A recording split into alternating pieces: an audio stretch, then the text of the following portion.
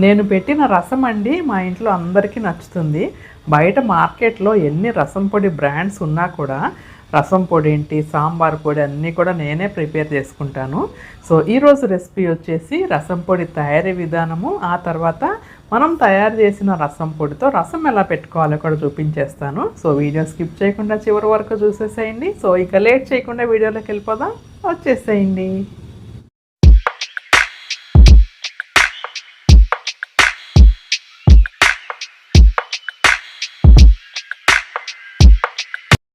ఈ రసం పొడి తయారీకండి ఏదైనా ఒక మందపాటి కడాయి తీసుకోండి. నేనైతే ట్రైప్లై స్టెయిన్లెస్ స్టీల్ ప్యాన్ తీసుకున్నానండి. సో దాంట్లో ఒక టంబ్లర్ నేను ధనియాలు వేసుకుంటున్నాను. అదే గ్రాముల్లో అయితే 250 గ్రాములు అనమాట.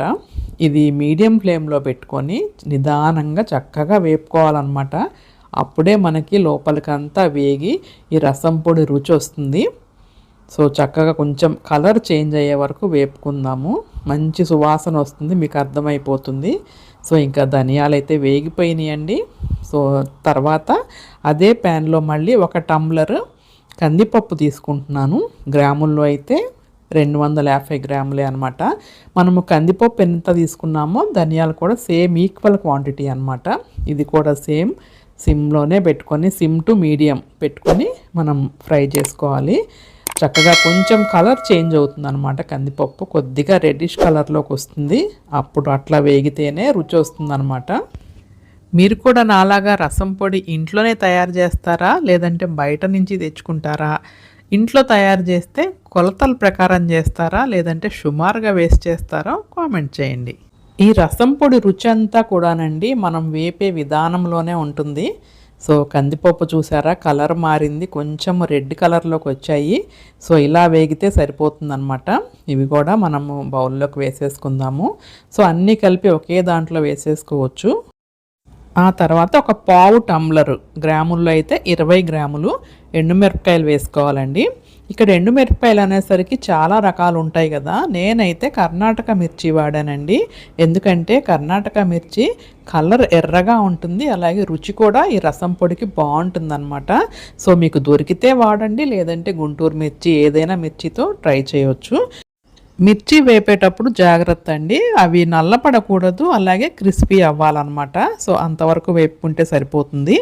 ఆ తర్వాత నేను జీలకర్ర తీసుకున్నాను, ఒక 6 స్పూన్స్ జీలకర్ర తీసుకున్నాను. గ్రాముల్లో అయితే 50 గ్రాములు అనమాట. సో ఇదంతా కూడా నేను పావు కేజీ ధనియాలకి నేను కొలత చెప్తున్నాను. అదే మీరు ఇంకా ఎక్కువ క్వాంటిటీ చేసుకోవాలంటే ఇవే ఇంగ్రీడియంట్స్ డబల్ చేసుకోవాలి. అవి కూడా జీలకర్ర కూడా చక్కగా వేగిపోయింది. నేను బౌల్లోకి ట్రాన్స్ఫర్ చేసేసుకున్నాను. మనకి ఇంట్లో నాన్ వెజ్ కర్రీ ఉంటే కంపల్సరీగా రసం అనేది చేస్తాం కదండి. సో ఈజీగా డైజెస్ట్ అయిపోతుంది అనమాట. ఆ తర్వాత మిరియాలు 3 స్పూన్ల మిరియాలు తీసుకున్నాను. గ్రాముల్లో అయితే 25 గ్రాములండి. ఇవి కూడా వేపుకుందాము. చక్కగా చిటపట అంటూ ఉంటాయన్నమాట.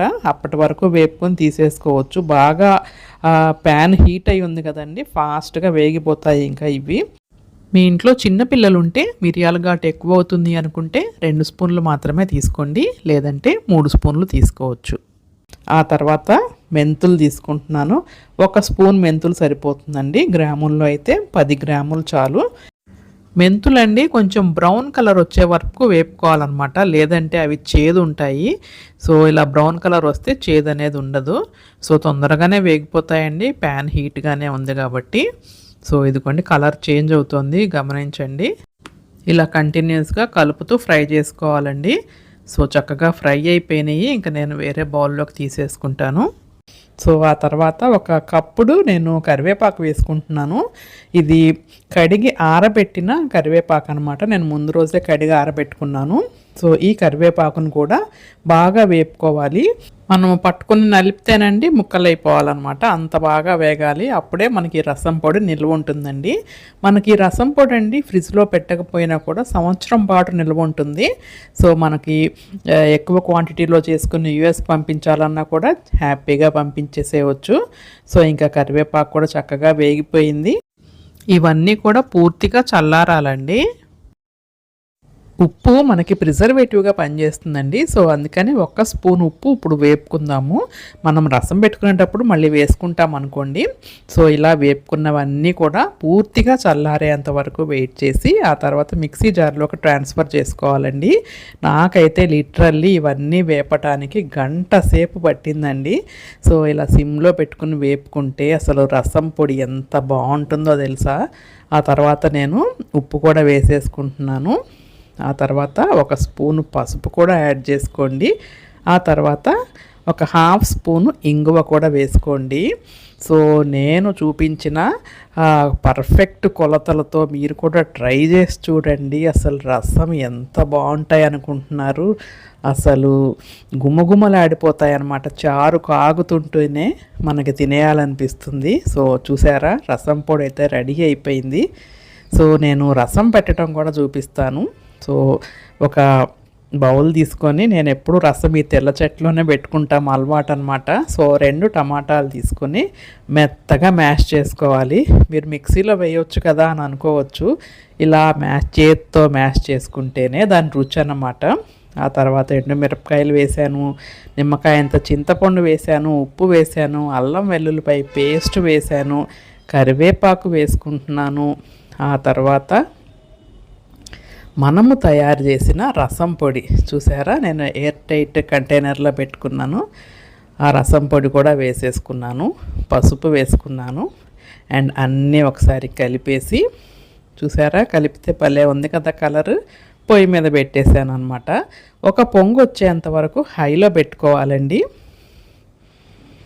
నేను హైలో పెట్టాను, మూత పెట్టకుండా.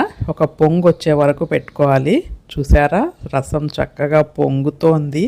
అసలు ఫ్లేవర్ అయితేనండి ఫ్రెష్గా అప్పుడే చేసిన రసం పొడితో కదా, అసలు ఎంత బాగా వచ్చిందండి. ఇల్లంతా రసంతో గుమగుమలాడిపోయిందనమాట. సో చక్కగా పొంగింది కదా. ఇప్పుడు సిమ్లో పెట్టేసుకుని ఒక పావు గంట సేపు అలా ఉంచేసేద్దాము. చక్కగా మరుగుతాయి అన్నమాట. ఆహా, చూసారా రసము క్వాంటిటీ తగ్గింది, చక్కగా మరిగాయి. ఆ తర్వాత నేను ఒక ప్యాన్ పెట్టుకుని దాన్ని తాలింపు వేసుకుంటున్నాను. ఈ రసాన్ని అండి నేతితో తాలింపు పెట్టుకోండి, టేస్ట్ బాగుంటుంది. మినపప్పు, ఆవాలు, జీలకర్ర, కరివేపాకు. రసం కాగాకండి నేను ఒక స్ట్రైనర్లో వేసి స్ట్రెయిన్ చేసేసుకుంటాను, ఆ తుక్కేమీ రాకుండా. ఆ తర్వాత ఇప్పుడు ఒక సీక్రెట్ ఇంగ్రీడియంట్ అనమాట టేస్ట్కి, ఒక 3 స్పూన్లు షుగర్ వేసేసుకుని ఒకసారి అంతా బాగా మిక్స్ చేసేసుకుని మనము పెట్టుకున్న తాలింపు కూడా వేసి కలిపేసుకుందాము. ఆ తర్వాత ఆ కొత్తిమీర కూడా వేసేసుకున్నామంటే మనకి గుమగుమలాడే రసం అయితే రెడీ అయిపోతుందండి. రసం చూస్తుంటే నోరు ఊరుతోంది కదండి. తప్పకుండా మీరు కూడా ఇంట్లో ట్రై చేసి ఎలా వచ్చిందో కామెంట్ చేయండి. అలాగే మన ఛానల్ని ఫస్ట్ టైం చూస్తుంటే సబ్స్క్రైబ్ చేసుకోండి. Bye bye.